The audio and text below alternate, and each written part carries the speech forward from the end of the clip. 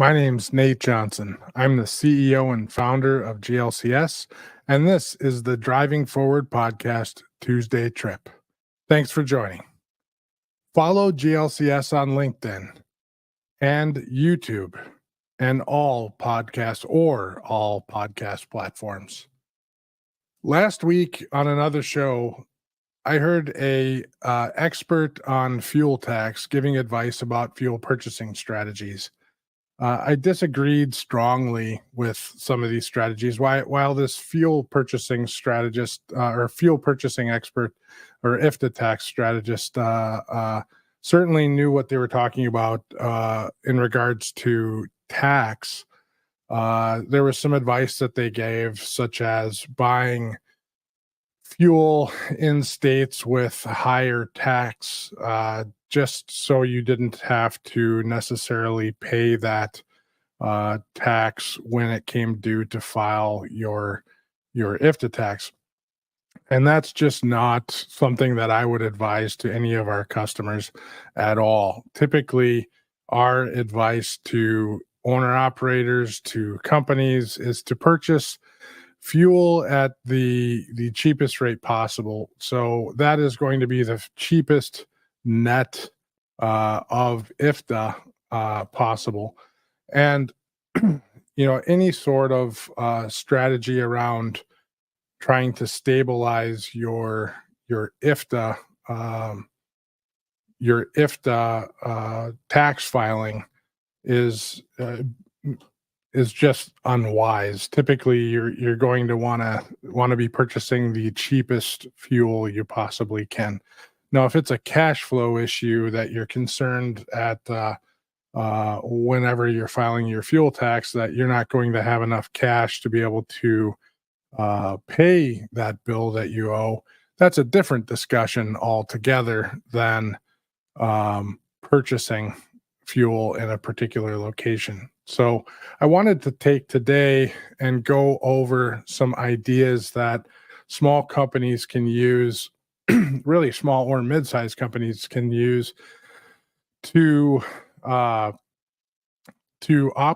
their fuel purchasing. And this is outside of any sort of company with a number of trucks can reach out to their vendors, the truck stops,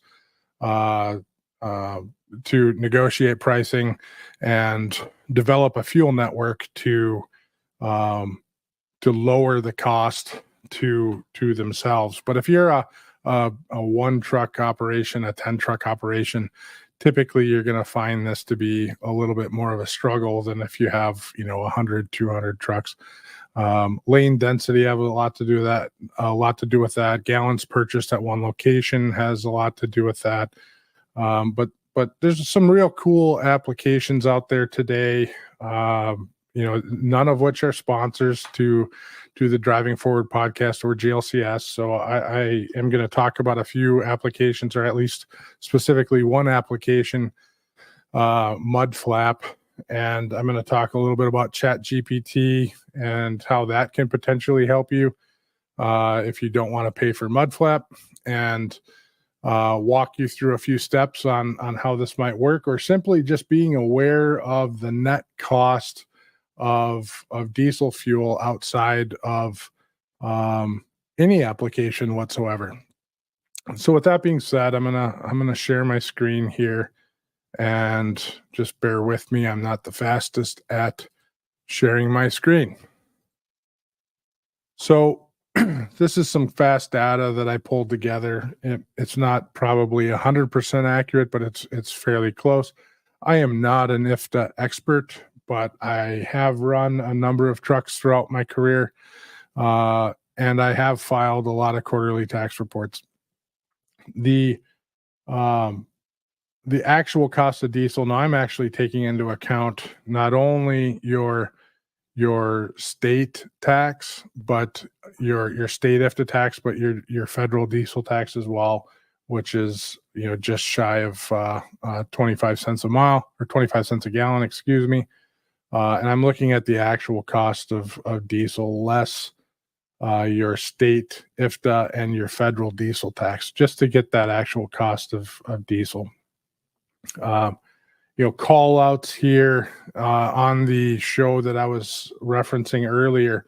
The fuel tax expert referenced purchasing gallons of fuel in California, so you don't end up having to pay that large amount of tax, which is $1.08, $1.09 in California. That's $4.22. This is numbers as of last week.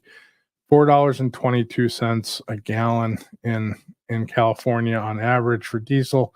Certainly, I've found spots that are over $5 a gallon. So debatable on where we're looking at. Or I'm sorry, $5.56 is the retail amount. The less the cost of the tax was $4.22. So that's where I'm hunting is $4.22 less the cost of tax. That's the highest in the country. Next to I think we were looking at Washington having some very high pricing there too. So when we look at these prices, considering your truck gets somewhere between 6 and 8 miles per gallon, it makes absolutely no sense to purchase fuel in some of these higher price locations. That just simply costs more. You're going to pay the apportioned cost per mile regardless of whether you purchase gallons there or not. It's going to just take cash out of your pocket when you purchase it at the pump. And I'll run through some scenarios here in a minute, showing you that cost to you if you're purchasing it at the pump instead of working it through the apportion side instead. So switching the screen over, I'm going to walk through a couple Excel views here. And these are just scenarios as if you were to purchase fuel. And I use the mud flap application to show you what this would look like.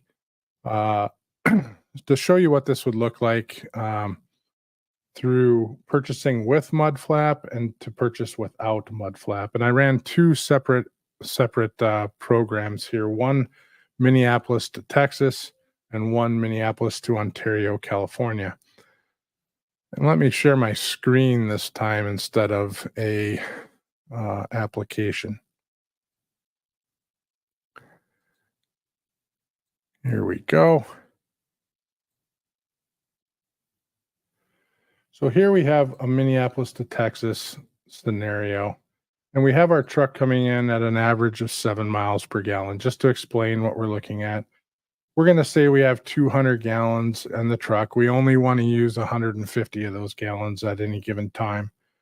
The gallons consumed on this particular route is 134. Our miles for this route is 939. The range on the truck with 150 miles or 150 gallons is 1,050 miles. So we have two fueling examples as we look at this route. As we're coming out of Minneapolis, coming down, we can fuel in Mesquite, Texas at $2.95 a gallon. We can fuel in Stringtown, Oklahoma at $3.37 a gallon. And really in this particular scenario, this saves us $56.28. This is a pretty straight up operation. The fuel tax in this particular lane, if we look at our previously shown graph here, if you look at, Minnesota is going to be one of the higher locations at 28 cents. Iowa's 29 cents, but we start looking at Missouri, it's 24. We look at Oklahoma, it's 19. And then at Texas, it's 20. So, coming down in our fuel tax prices as we get down, which is the two locations that we're looking to purchase. So simply, Texas is going to be the best place to purchase fuel. And it really depends upon where your next trip is going to be. If you can purchase fuel in Texas, this is from the Mudflap app and is the price with discount through Mudflap. So the price difference though is 56.28, and if you're fueling 2.5 times a week at this particular savings, you're going to look at about $3,000 a year in savings through Mudflap. So the second route, which I'll actually pull up in Mudflap at the same time we're doing this, and I have a little screen share here. So we'll pull this up and say we are going to do a route of Minneapolis to Ontario, California. And this will update the map and show us all fuel locations along the route that we're going to take. Looking at the show list in the bottom left, we can then, now the numbers I used on our Excel report here are from yesterday.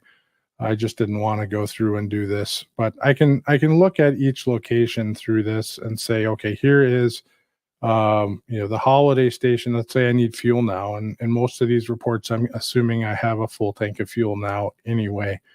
But it says Holiday in Lakeville, Minnesota is $3.35 a gallon after discount. It has a 65 cents a gallon discount off of a retail value of $4 a gallon.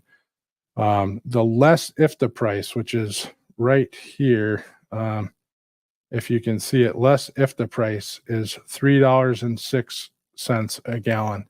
Now that's really our target number that we're hunting. That's what we want to manage our trucks on, is less IFTA price across the board. So as we're moving across the country, you really want to pay attention to less IFTA price. And the only time in this route that actually matters is when we get to Nevada and Utah. So there's a time where we can purchase fuel in Cedar City, Utah, or in Las Vegas, Nevada, and it's about 6 cents cheaper, less IFTA than Las Vegas. So kind of working this out, we as a driver, I would then be looking at where's my cheapest fuel as I maneuver through this route. Obviously I'd like to get fuel when I stop for the day. But in today's age, if I start looking at scenarios where I can save $100 or more in a fuel stop, I'm going to take advantage of that. So when I start scrolling through and getting to Nebraska, and it looks like the price has potentially changed here, I'm going to scroll over this because my cost per gallon in Big Springs, Nebraska was $3.01. And actually there's a pretty good option here in Henderson at $2.95. I'm just, I don't even see Big Springs listed today. So the Henderson option is looking pretty good at $2.95. That's actually cheaper than yesterday. So the mileage on the Mudflap app is typically not something you can go by. That's typically, I think it must be as the crow flies. So you're typically going to have to punch it in. But this is a great way for you to go through, look at, see where it's at. You'll get your code through it. You'll have to work that out, and there's a slight cost to Mudflap through that. But certainly you can see if you manage this accordingly, you will likely be saving a substantial amount of money. I mean, you can buy fuel in Henderson, or if you were to run it all the way out, Cedar City, Utah is likely within range. If we were to continue on and not get fuel in Utah or in Nebraska and continue on the next day all the way through to Utah, and that would be 60 cents higher. So 60 cents on quite a few gallons. So that all adds up over time. So to continue on through this route that I dealt with yesterday,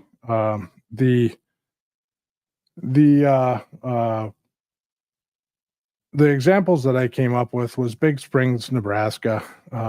We would leave Minneapolis. We would stop in Big Springs, Nebraska.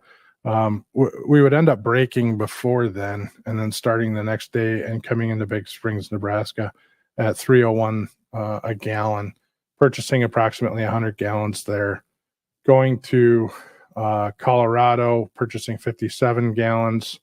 Some of this, as a driver, when I drove, I probably wouldn't be too happy with this plan. Um, when I look at the cost savings on this as an owner operator today, I probably would be happy with this plan. But the driver of old in me would look at this and say, I don't really want to do this. I want to fuel once a day.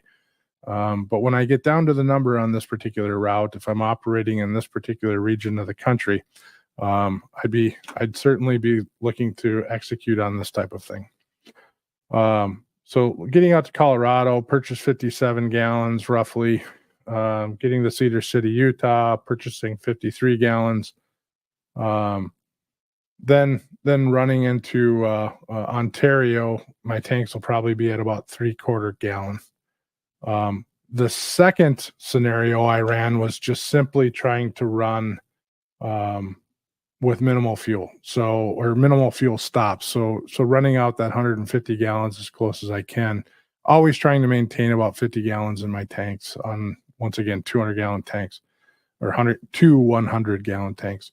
So consuming 131 gallons, I'd make it to Aurora, Colorado. I'd purchase fuel there at 315 a gallon. That's not too bad.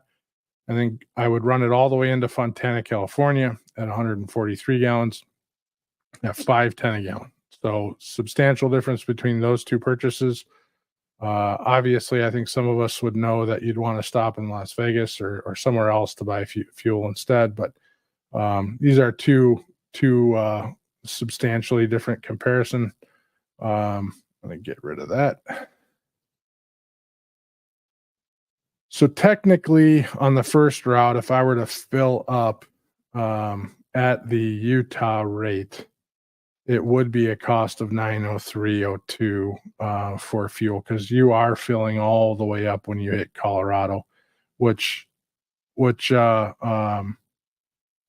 gives you a 1 week savings, or at least this one route savings of $239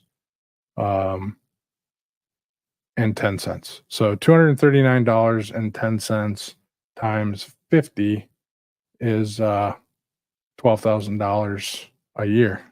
So $12,000 a year is quite a bit of money, and you're going to operate more than 2,000 miles a week typically. So obviously you'd probably save more money than this on your route. So, somewhere the savings is going to sit between 12 is probably the largest amount of savings someone would see. But, really the reality of it is paying attention to that net cost of fuel in less IFTA tax, not purchasing fuel based on your tax liabilities, but purchasing fuel just simply on the cheapest location you can buy. If you're